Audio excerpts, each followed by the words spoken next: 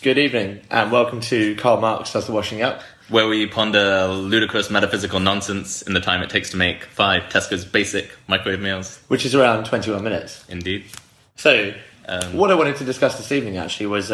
Wait, who are you? That's a good point. It's been a while. My name's Shy. Shy Telly. Shy Telly. You're useless. I'm Ilyas and Shy. And this is Karl Marx Does the Washing Up. Oh, we've done this. We've done this. But the path towards enlightenment is repetition. Really? Yeah, isn't that what the Buddhists say, or like some of the dudes with beards? They But say then, that shit. why don't we repeat anything that we do successfully? Why don't we repeat anything we do successfully? Yeah, anytime we have any success, we deviate from that formula almost instantly. Yeah, that's true. But that's probably because we're not enlightened. Being like the Indians on the... What is enlightenment? No, I feel like we've already discussed... We definitely discussed enlightenment. We're not talking about transcendence. We're not talking about...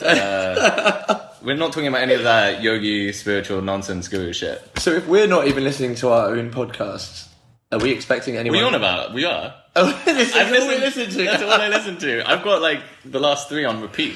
To be honest, we're only recording this because I need another podcast to listen to myself. Yeah, that's true. We're running out of material quite quickly. There's only so many times you can listen to 3 of them. Yeah. But see, exactly. So we do have an affinity towards repetition. No, that's true. But it's just as long as that we are within the thing that's being repeated. Yeah, but that's because we're just so egotistical. Yeah. I think there's repetition, providing it's within the context of narcissism, is like really our sweet spot. I think so.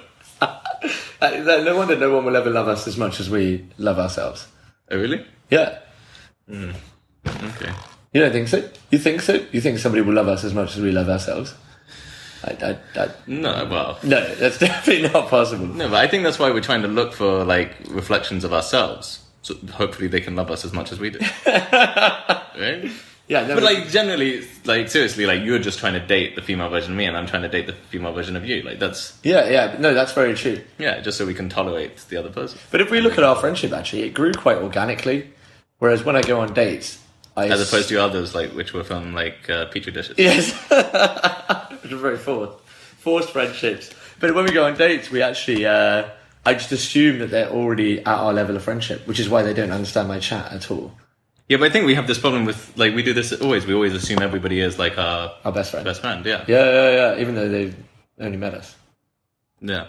All right. They've only just met... Okay, I feel like we're very much off topic. Off-piste. Yeah, but we haven't really decided the topic. What is the topic? No, so... Maybe that can be the topic. What, that there is no topic? Like, yeah, like, maybe some idea of, like, chaos and order or decision... sort of spontaneity versus kind of planning and shit like that. Like organised... No, but we know that organised spontaneity is the key to life. We don't need to discuss that. Okay, full stop, draw. Organised spontaneity. Okay, what was the one? What did we talk about doing? So actually, I had a topic. Okay, yeah. So I had a realisation last night, actually, and it was one of those realisations that only really happen at like 5 a.m. when you're slightly intoxicated. So I'm like in my bathroom, and I'm brushing my teeth, looking in the mirror at myself, and I realised that I don't have a soul. Yeah, that's what I realised. And it's not because I don't believe in a soul. I very much believe in the soul, but I believe that I haven't acquired a soul yet. And then I went and looked at my housemate while he was sleeping, and I noticed that he didn't have a soul. He doesn't have a soul either. So, but not because I don't believe in the soul, but because he hasn't acquired it yet. Is this from how he was sleeping? Yeah, Like the space between his snores were too long for a soulful interaction with your sleep. Well, I can't really explain it, but I feel it makes perfect sense.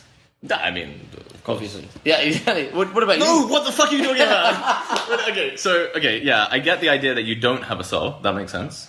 But you're saying other people do have souls. I'm saying very limited people and animals on Earth have souls. Okay, so we've got to acquire a soul. Yeah, there's a very finite number of souls, and one has to acquire them. So how do you go from acquiring them? Well, you said repetition is the key to enlightenment, right? And then potentially that's how one would acquire a soul. But what are you repeating? A mantra, maybe? But I actually think the people that do have a soul are the people that are worshipped most of all.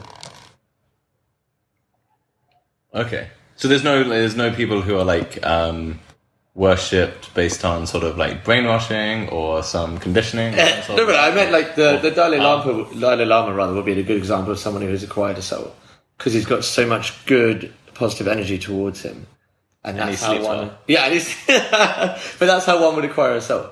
Like, you need an overwhelming force of positive energy, like, and that will implant a soul into to you, or like you were to you. So you're just saying, like, stand by an oven for like. No, but I don't, because I don't think you would be able to create enough energy to create a soul within yourself. It would have to be a recipient of like a lot of positive energy to coming towards you, and then you could create. Then a soul would implant itself within you. Okay, so where do you get this good energy from? Because if nobody else has souls. No. So the positive energy will create the soul. Yeah, but where's the positive energy come from? From people.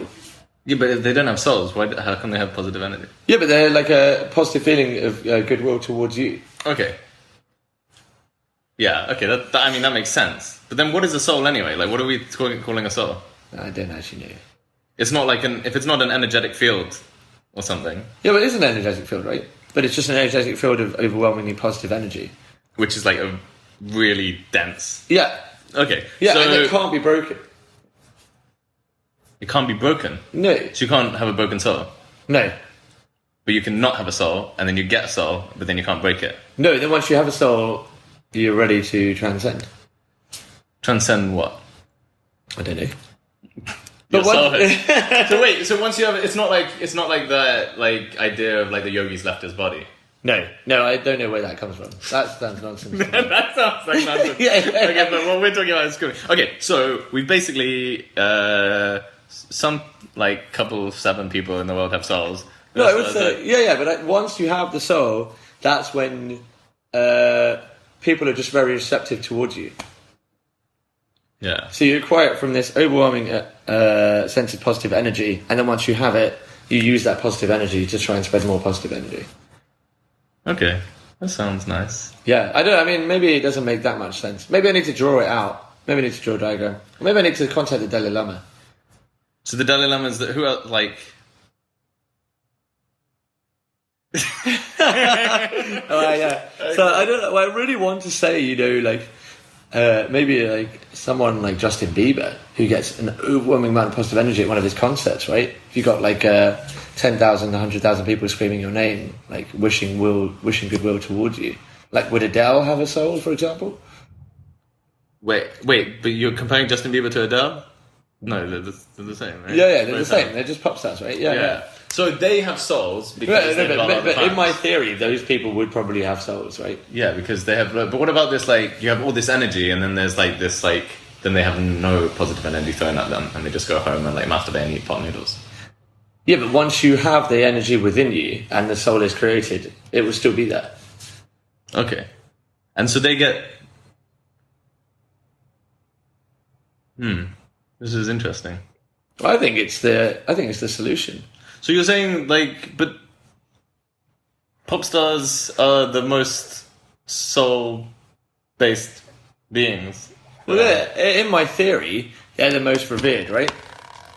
Yeah, and you're saying reverence has something to do with... Well, yeah, okay, because there's the positive energy is thrown at them. Yeah, because positive energy is thrown at them. But can you, like, misreceive that energy? So it just, like, feeds the ego rather than the soul? But what is the soul if it's nothing but ego? Right? Why does everyone think what is the soul? What are we defining as the soul? So I'm saying it's an energetic field. But for everyone to think... So what's an ego? Not an energetic field. But doesn't everyone... An unenergetic field. Yeah, a negative energetic field, right? Okay, I guess, yeah. And everyone has an ego. But if somebody is just shouting your name and stuff, that definitely feeds the ego, doesn't it? To a lot of people, at least. Do you think so? Yeah. Like, pop stars have, like, huge narcissistic complexes, don't they, generally? Yeah, no, I suppose. But it's hard to be humble when you're, that adored. We find it hard to be humble, and we only adore each other.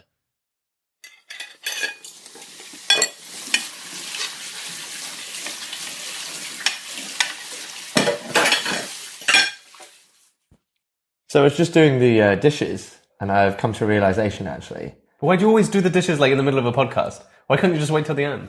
Yeah, but then that's when you do the best thinking, right? When you're washing the dishes. Yeah. Because your mind is occupied with... Yeah, but why are you thinking during our podcast? Why can't you save the thinking till the end? Yeah, that's true. Our podcast works better when we don't think before we speak. Exactly. Thinking's just it's not good. It's not good for your health. Yeah, no, I agree. It's not good for entertainment. No, but you're right, because there's a common misconception that overthinking leads to bad decisions, when really it's just thinking at all leads to bad decisions. Because you should just be trusting your gut. Yeah. So it's only constipation that causes benefit. No, diarrhea leads to good decisions. Constipation is the thinking of the bowels. Yes, exactly. So diarrhea is when you're most likely to make the best decisions. Yeah. Which is ironic, because if you have diarrhea all the time, then you probably will die. But yeah, if you die, well, but why is that is that a bad thing? Actually, no. Okay, so this brings us on back to the soul idea.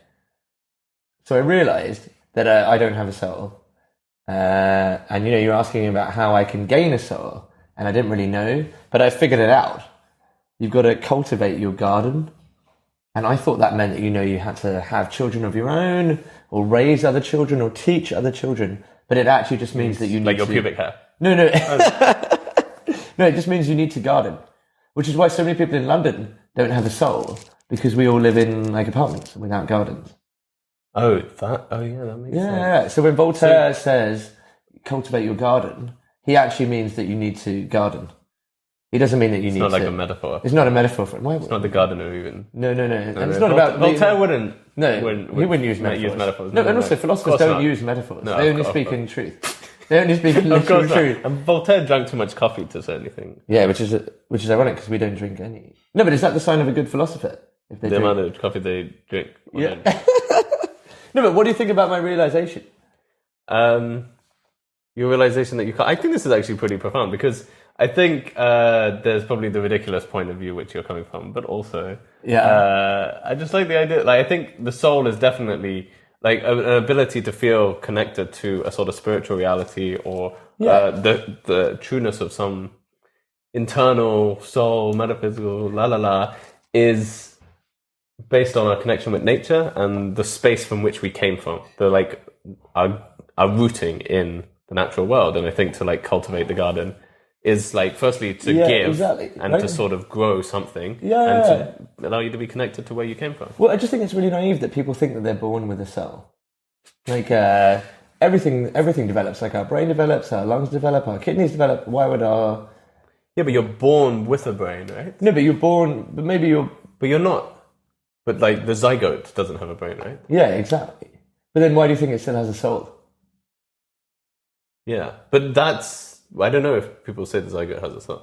Oh, no. Yeah, but then that implies that you get a soul somewhere along, like... Along that. Yeah, along that path, right? Yeah. But at what point does it come? I generally think it comes after you're born. And not everyone has a chance to access it. But not when you're born. Like, not when you're it born. can become like 30 years later. Yeah. Well, I still... But why? But nobody gets a brain 30 years later. Or do they? Yeah, but if... yeah, we still haven't got ours yet. But what about if you have a soul... But what about if you're born with an illness, right? Yeah. Like, you could be missing a chromosome. So you could be missing a soul, right? Yeah. True. Well, I guess it depends on what your definition of a soul. If the soul is the very essence of your being that finds a form in which to inhabit, then no. Okay, but if the soul is the very essence of your being, then why is everyone saying follow your soul? Because how would you possibly know what the essence of your being is?